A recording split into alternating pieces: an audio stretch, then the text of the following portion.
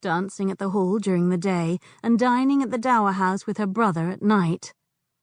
Since Sheridan was too busy to help instruct them, they could dance no more cotillions and quadrilles.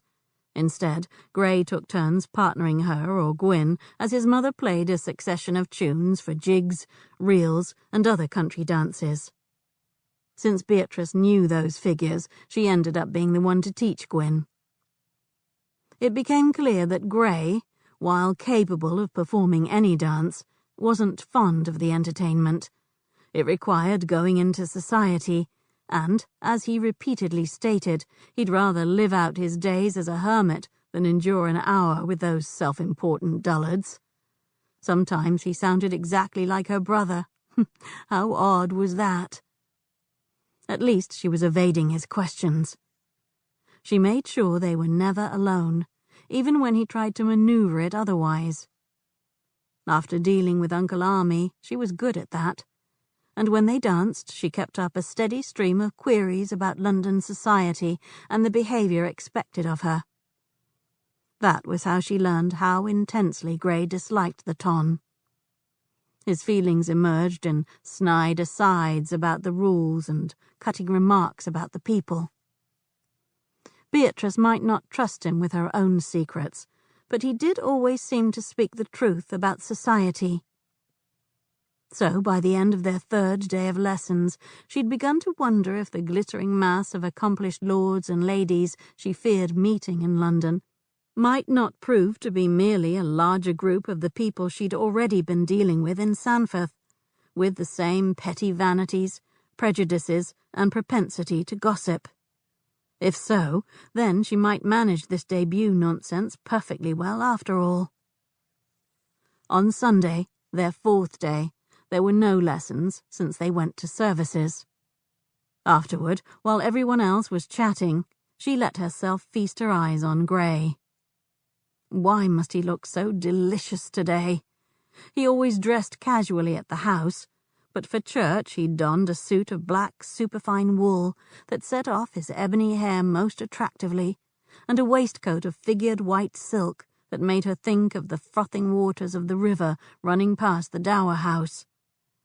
Even the folds of his cravat evoked rolling clouds on a windy day. Unfortunately, he caught her staring and broke away from the others to come toward her. She should head somewhere else, but her guard was down. Otherwise, why was she standing here like a ninny, watching him approach? "Why isn't your brother here?" he asked. Her heart sank. "Why don't you ask him yourself? I'm not my brother's keeper." She regretted the blunt words when he searched her face, then drawled, "I would if I could, but he avoids me almost as much as you do." "I don't avoid you. I've danced with you nearly every day." His gaze heated as it skimmed her. "That's not what I mean, and you know it."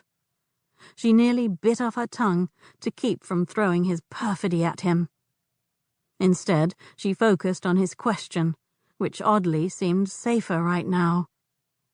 "Joshua never comes to services. He says he can't stand to attend anymore. I assume it has to do with the war and the men he saw die when he was fighting for God and country."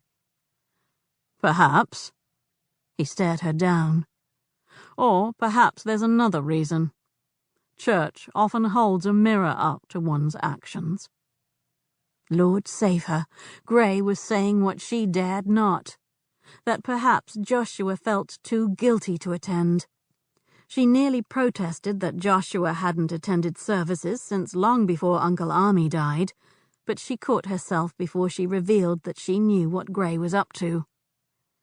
Even as her chest tightened and her hands shook, she fought to seem nonchalant. Or perhaps Joshua doesn't like the music. Then she forced herself to walk away.